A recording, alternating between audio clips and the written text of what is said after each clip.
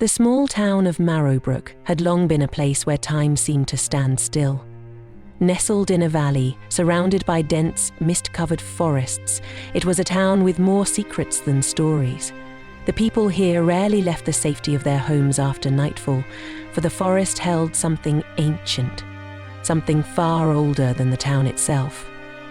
On a cold autumn morning, the town was shaken by the sudden death of Tobias, a quiet boy who had only just turned 13. His passing was a mystery. He hadn't been ill, and there were no signs of violence. He had simply disappeared from his home one night, only to be found the next day in the woods, cold, pale, and lifeless. The townspeople spoke in whispers, exchanging fearful glances. Some said the boy had seen something he shouldn't have, something hidden deep within the forest. Others claimed it was the curse of the old woods finally catching up to him. The day of Tobias's funeral arrived, and the entire town gathered at the cemetery. The ceremony was somber, the air thick with sorrow and uncertainty. His coffin was lowered into the earth, and the priest delivered the final rites. The people stood around the grave, heads bowed, mourning a life lost too soon. But no one expected what happened next. A low, eerie growl broke the silence. The people turned, their faces pale with fear. From the shadows of the trees emerged a massive black wolf. Its fur was dark as midnight, and its eyes glowed a chilling yellow. It moved with the quiet grace of a predator, but there was something unnatural about its presence.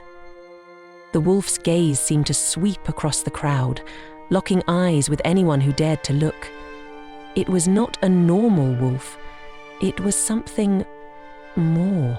The creature moved slowly, its steps silent on the soft earth, until it reached the edge of the grave.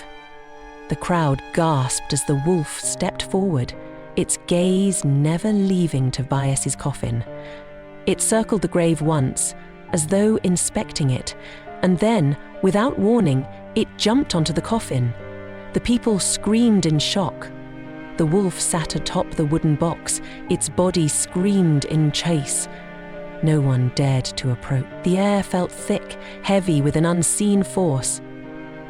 The priest, pale and trembling, stepped forward and shouted in a wavering voice, "Begone, creature! This is sacred ground!" But the wolf did not move. It simply stared at him with an unblinking gaze that sent shivers down the spine of anyone who met it. There was no sign of aggression, yet no one dared to approach it.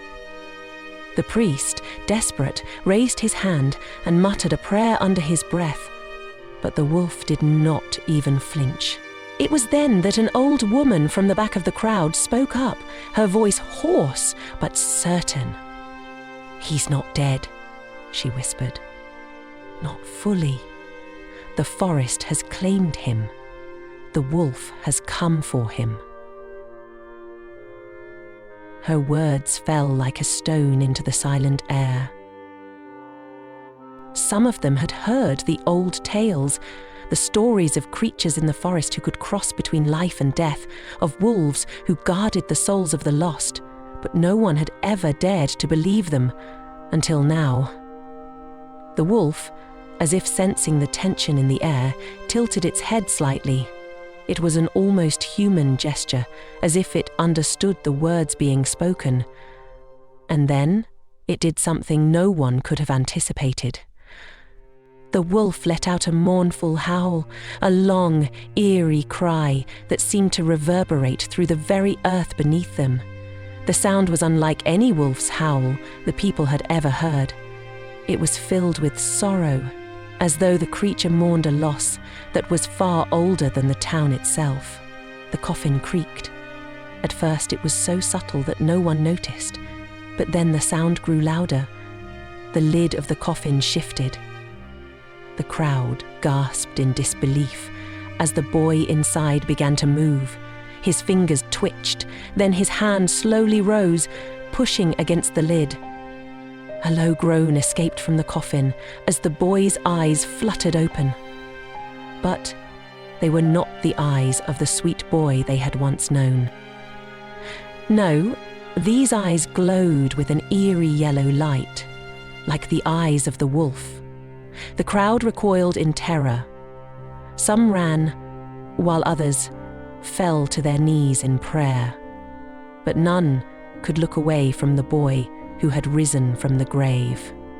The wolf stepped aside, its eyes never leaving the boy.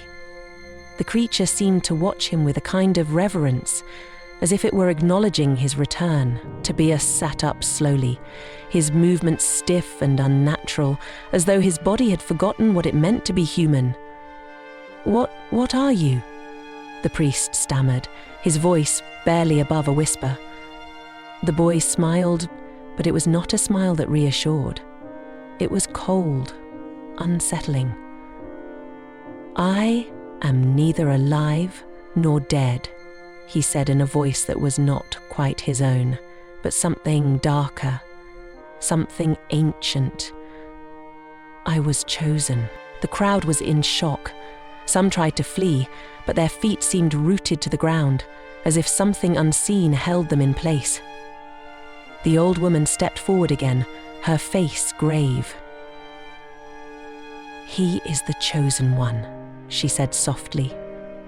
"The boy has been marked by the forest. He is now one of its guardians, neither fully living nor fully dead." Someone nonchalantly slipped around planks of iron. An old woman stepped forward again, her face claimed him. "What have you done to him?" he begged. The wolf growled, low, a warning. Tobias reached up and stroked its fur gently, as if comforting it. Then, without another word, he stood. The wolf moved beside him, its large body protective and firm. Together, they turned toward the dark forest, vanishing into the shadows of the trees. The town of Marrowbrook would never be the same. The people spoke of Tobias in hushed tones, telling their children to stay away from the woods, for it was said that the boy and the wolf still roamed there, guardians of the forest's ancient magic. But no one ever saw them again.